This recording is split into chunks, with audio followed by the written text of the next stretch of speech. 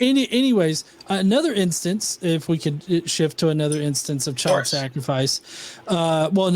It's not child sacrifice in the same kind of way, but it's just child murder.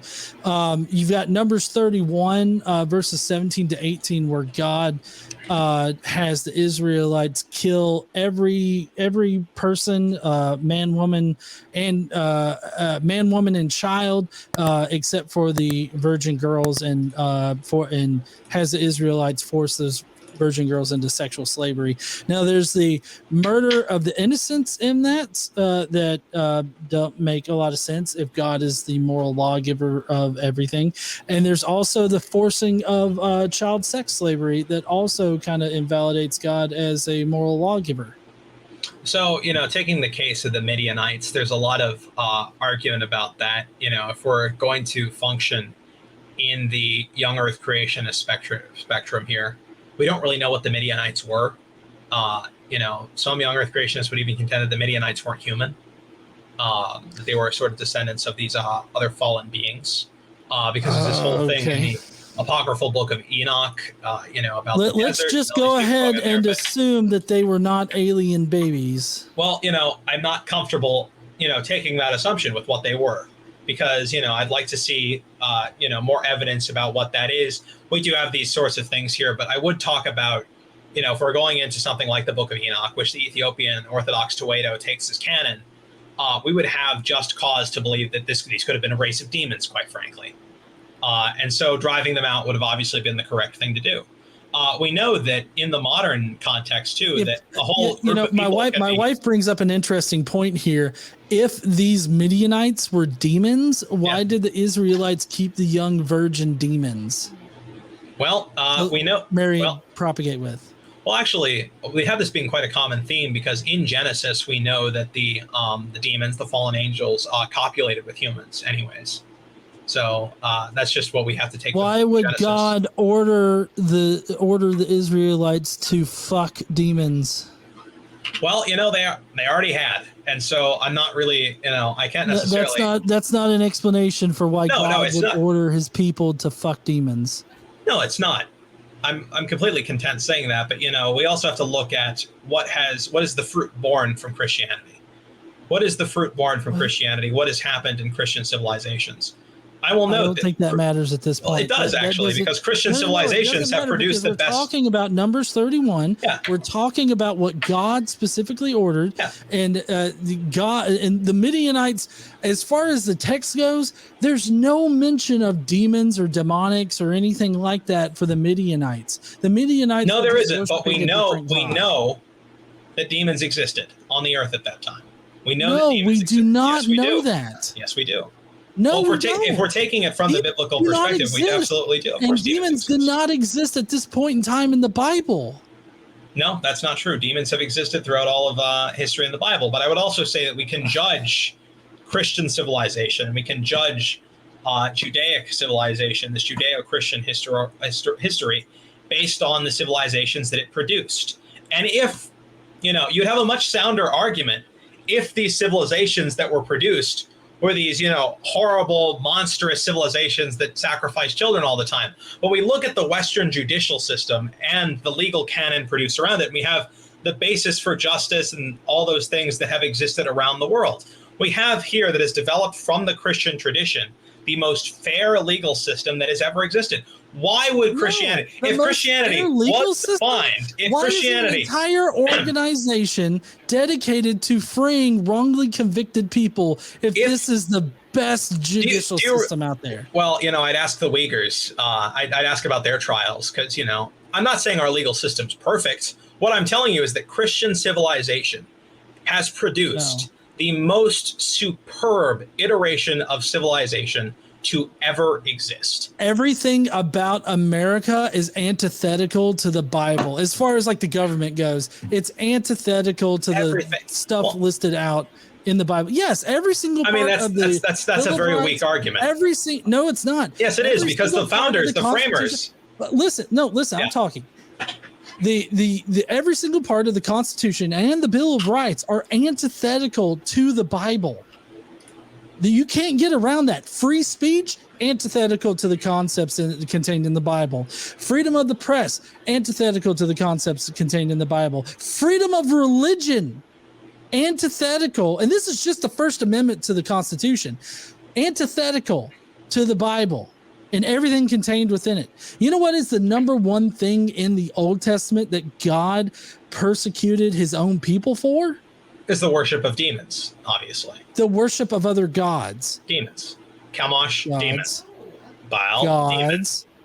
Gods. And so what I would note is gods. That we have here, this sort of critique of American civilization, of the American experiment.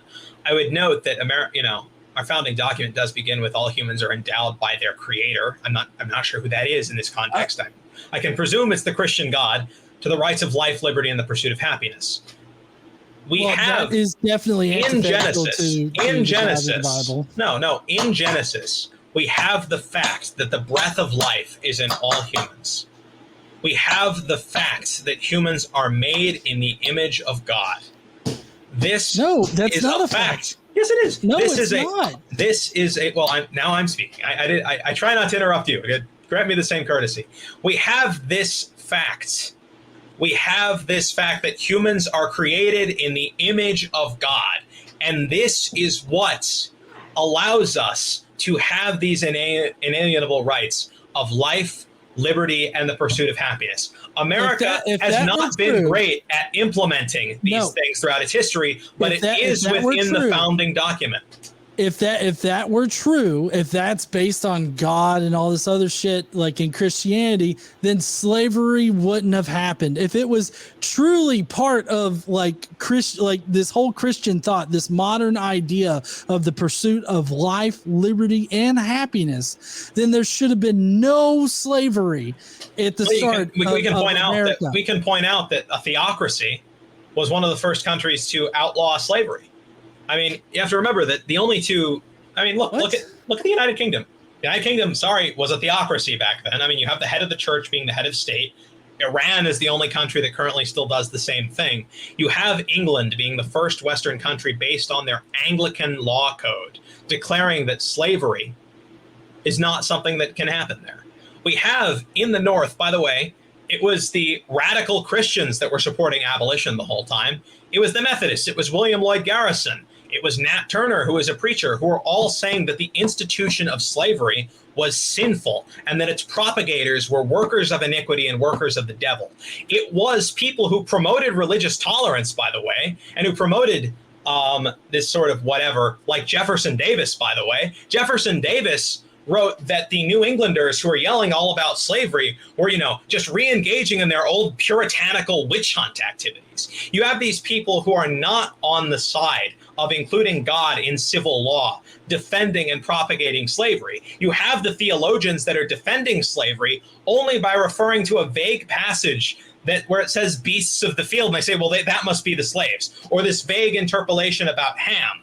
And then you have them modifying the Bible to fit their own agenda, of which there is no greater sin. Meanwhile, in the North, you have the radical Puritans, the people who read the Bible twice every day, saying that slavery is sin and that its propagators are workers of the devil.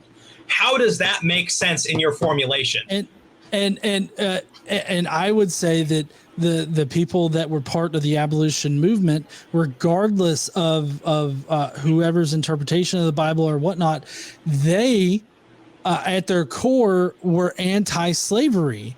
And you know what? They would tell you at their core that they were Christians. John Brown didn't stand up and say, I'm taking an oath in front of my principles. He said, Well, I'm sorry, I've removed you from it because my point is in all of this is that the people in the North who were Christian and were abolitionists, they also have counterparts in the South who are doing the exact same thing with the exact same book. Okay, so you can't sit there and say, oh, the real Christians were the ones that were abolitionists. The not real Christians were the ones that were promoting slavery. Christians promoted both ideas, which means that it's not a Christian thing. Well, actually, I can, because here's the thing.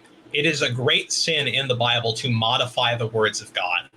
The slave masters did that exact thing by And removing the abolitionists Exodus. had to do the exact same thing No, too. they didn't. The abolitionists, Yes, they did. the Puritan. I dare you to find me one instance of a puritanical abolitionist modifying the Bible, like publishing his own Bible and saying this is actually the right Bible and this one doesn't include slavery. The Puritans, No. They the puritanical selectively Northerners chose. They selectively chose which portions of the Bible were important to their movement. In the North, it was the abolitionists, and they focused on the verses and all of the themes about freedom, especially in Exodus and everything like that. While those in the South, the Christians in the South, they focused on like Leviticus 25:44 through 46 and all of the laws concerning slavery down there. So, I mean, what you have are both sides manipulating the words of the Bible. It doesn't have to be them putting out their own version of the Bible or anything like that. They were both manipulating the Bible in order to push their own agendas, which seemed to me to indicate that it's not Christianity that gave birth to abolitionism or to slavery. It's humans and their personal positions on these topics that drove that. So I would say know how we this, got onto this. This may be the case. Well, this is about morality, so at least we're on a tangent that's on topic. If we look at the diaries of Southerners from the time, they're acknowledging that their system is horrible. If you look at the diary of Marie Chestnut, who is a diarist who existed in the Civil War era, she writes in her diary, "Ours is a monstrous system." She is a Christian. She professes to be a Christian, excuse me. And she publicly favored the institution of slavery in her actions and in her political stances. But she wrote in her diary, as did many others, "Ours is a monstrous system." There is a private acknowledgement in the upper echelons of the Southern aristocratic society that what they're doing is immoral, that what they're doing is bad and wrong. I challenge you to find a diary of William Lloyd Garrison where he goes, "Yeah, I'm just manipulating the Bible to say we should free people." No, I mean, that's one person's opinion of the system that they lived in. I mean, I can find a ton other, but I got to cite, I got to cite a source. Because of what the Bible says about slavery. You really can't get around the verses that talk about slavery. They didn't practice it because of that reason. They practiced it because it was in their economic benefit to keep people in slavery. It was in both. It was in their economic benefit, but it was also because it was in their faith. Anyways, Gabriel, I'm so glad that you